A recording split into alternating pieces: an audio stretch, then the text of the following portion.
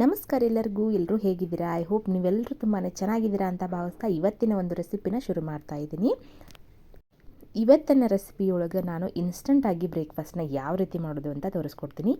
ಕೇವಲ ಒಂದು 5 ನಿಮಿಷದೊಳಗೆ ಆಗಿ ಹೋಗುತ್ತೆ. ಇದನ್ನು ಮಕ್ಕಳು ಕೂಡ ತುಂಬ ಚೆನ್ನಾಗಿ ಇಷ್ಟಪಟ್ಕೊಂಡು ತಿಂತಾರೆ. ಆ ರೀತಿ ಒಳಗೆ ನಾವು ಯಾವ ರೀತಿ ಮಾಡೋದು ಅಂತ ತೋರಿಸ್ಕೊಡ್ತೀನಿ. ಬನ್ನಿ ಹೆಂಗೆ ಮಾಡೋದು ಅಂತಂದರೆ, ಒಂದು ಕಡಾಯಿನ ಬಿಸಿ ಇಟ್ಕೊಂಡು ಅದಕ್ಕೆ ಸ್ವಲ್ಪ ಎಣ್ಣೆ ಹಾಕ್ಕೊಂಡಿದ್ದೀನಿ.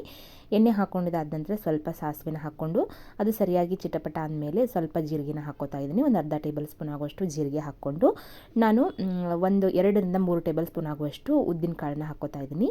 ಉದ್ದಿನ ಬೇಳೆ ಅಥವಾ ಕಾಳು ಎರಡನ್ನೂ ಯೂಸ್ ಮಾಡ್ಕೋಬೋದು. ನೀವು ಯಾವುದಿದ್ರೂ ಅದನ್ನು ಉಪಯೋಗಿಸ್ಕೋಬೋದು. ಕಡಲೆಬೇಳೆ ಬೇಕಿದ್ದರೂ ಕೂಡ ನೀವು ಕಡಲೆಬೇಳೆ ಹಾಕ್ಕೋಬೋದು, ತುಂಬ ಚೆನ್ನಾಗಿರುತ್ತೆ. ಬಟ್ ನಾನಿಲ್ಲಿ ಉದ್ದಿನ ಕಾಳನ್ನಷ್ಟೇ ಉದ್ದಿನ ಬೇಳೆನಷ್ಟೇ ಇವು ಹಾಕ್ಕೋತಾ ಇದ್ದೀನಿ. ಉದ್ದಿನ ಬೇಳೆ ಸ್ವಲ್ಪ ಕೆಂಪಗಾಗಬೇಕು, ಅಲ್ಲಿವರೆಗೂ ನಾವು ಈ ರೀತಿಯಾಗಿ ಸ್ಪೂನಿನ ಸಹಾಯದಿಂದ ಫ್ರೈ ಮಾಡ್ಕೋತಾ ಇರಬೇಕು. ಇದೆಲ್ಲದು ಚೆನ್ನಾಗಿ ಫ್ರೈ ಆದಮೇಲೆ ಇದಕ್ಕೆ ನಾನು ಒಂದು 2ರಿಂದ 3 ಹಸಿರು ಅಂದರೆ ಒಣಮೆಣಸಿಕಾಯಿನ ಮುರಿದು ಹಾಕ್ತಾ ಇದ್ದೀನಿ.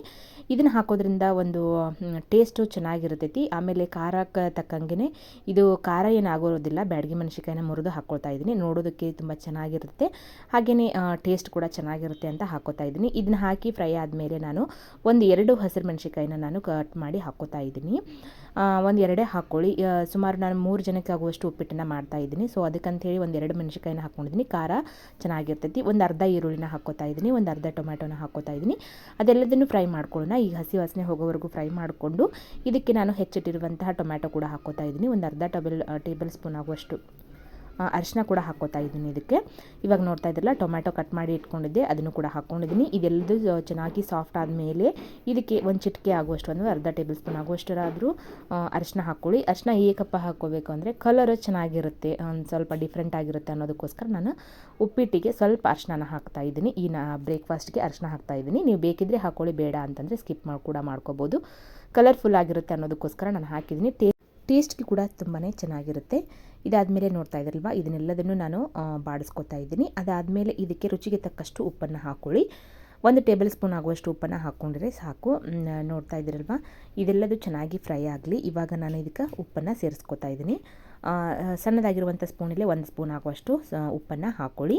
ಅದನ್ನು ಕೂಡ ಹಾಕ್ಕೊಂಡು ಚೆನ್ನಾಗಿ ಮಿಕ್ಸ್ ಮಾಡಿಕೊಂಡು ಅದಾದಮೇಲೆ ನಾನು ಚಿರೋಟಿ ರವೆ ಅಂತ ಬರುತ್ತೆ ಅಲ್ವಾ, ಅದರಲ್ಲಿಂದ ನಾನು ಈ ಬ್ರೇಕ್ಫಾಸ್ಟ್ನ ತಯಾರಿಸ್ತಾ ಇದ್ದೀನಿ. ನೋಡ್ತಾ ಇದ್ದೀರಲ್ವ, ಇದನ್ನು ನಾನು ಒಂದು ಅರ್ಧ ಬಟ್ಲಾಗುವಷ್ಟು ನಾನು ರವಾನ ತೊಗೊಂಡಿದ್ದೀನಿ.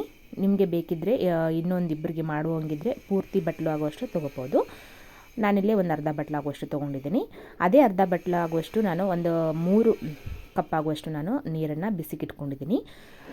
ನೀವು ಮೊದಲೇ ಈ ರವಾನ ಹುರಿದು ಇಟ್ಕೊಂಡಿದ್ರಿ ಅಂತಂದರೆ ಉಪ್ಪಿಟ್ಟು ಮಾಡೋದಕ್ಕೆ ತುಂಬಾ ಈಸಿ ಆಗುತ್ತೆ. ನಾನು ಇದರೊಳಗೇ ಹಾಕಿ ಹುರಿತಾ ಇದ್ದೀನಿ, ಅಂದರೆ ಇದು ಕೂಡ ಟೇಸ್ಟ್ ಚೆನ್ನಾಗಿರುತ್ತೆ ಅನ್ನೋದಕ್ಕೋಸ್ಕರ ಹುರಿತಾ ಇದ್ದೀನಿ. ಅದಾದಮೇಲೆ ನಾನು ನೀರು ಬಿಸಿಗೆ ಇಟ್ಕೊಂಡಿದ್ನಲ್ವ, ಸುಮಾರು ಒಂದು 3 ಬೌಲ್ ಆಗುವಷ್ಟು ಯಾವ ಬೌಲಲ್ಲಿ ನಾನು ರವೆ ತೊಗೊಂಡಿದ್ದೆ ನೋಡಿರಿ, ಅದೇ ಬೌಲಿನಲ್ಲಿ ನಾನು ಒಂದು 3 ಕಪ್ ಆಗುವಷ್ಟು ನೀರನ್ನು ತೊಗೊಂಡು ಹಾಕ್ತಾ ಇದ್ದೀನಿ. ಬಿಸಿ ನೀರನ್ನು ಕಾಯೋದಕ್ಕೆ ಇಟ್ಕೊಂಡಿದ್ದೆ ಮೊದಲಿಗೆ.